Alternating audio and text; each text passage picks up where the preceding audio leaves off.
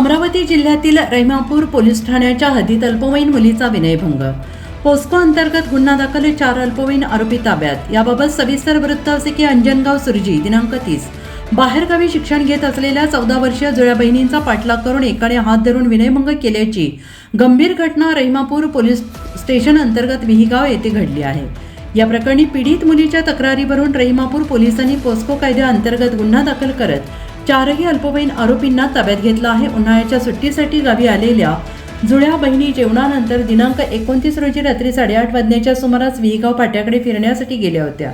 डांबरी रस्त्याने परत येत असताना त्यांच्या पुढे 2 मागे 2 असे 4 मुले चालत होते. या मुलांनी अश्लील इशारे आणि हावभाव करत मुलींना त्रास देण्यास सुरुवात केली.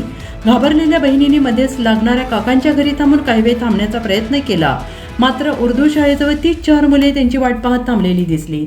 एका आरोपीने "ओ आगे उनके पीछे चलो" असं म्हणताच दुसऱ्या आरोपीने पुढे येऊन पीडित मुलीचा हात पकडला. मुलीने हात झटकून बहिणीसह जवळच्या मंदिरात धाव घेतली आणि तेथील महिलेला ही घटना सांगितली. मंदिरातून बाहेर पडताच रस्त्यावर पुन्हा एका आरोपीने मुलीला अडवून "मुझे तू पसंद है, तेरा क्या कहना है" असं म्हणत त्रास दिला. दोन्ही बहिणी घरी पोहोचल्यावर वडिलांना संपूर्ण प्रकार सांगितला आणि ही माहिती समजताच परिसरातील नागरिकांचा जमाव जमला.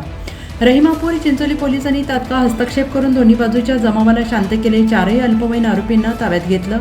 आरोपी आणि पीडिता वेगवेगळ्या समाजाचे असल्याने गावात काही काळ तणावाचं वातावरण निर्माण झालं, मात्र पोलिसांच्या त्वरित कारवाईमुळे परिस्थिती नियंत्रणात आली. पीडित मुलीच्या तक्रारीवरून रहिमापूर पोलीस ठाण्यात बाललैंगिक अत्याचार प्रतिबंधक कायदा यांच्यासह भारतीय न्याय संहिता 2023च्या कलम 74, 75, 1, 75, 2, 78, 3, 5 आणि कलम 8, 12 अंतर्गत गुन्हा दाखल करण्यात आला आहे.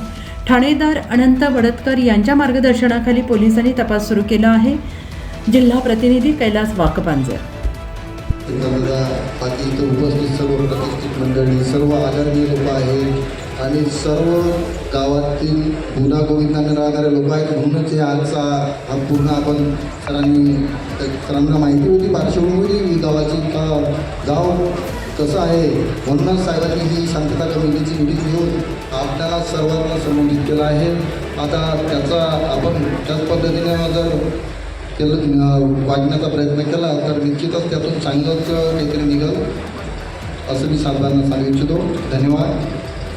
इथे सर्वांचे पुनश्च एकदा आभार व्यक्त करतो आणि कार्यक्रम संपला असं जाईल.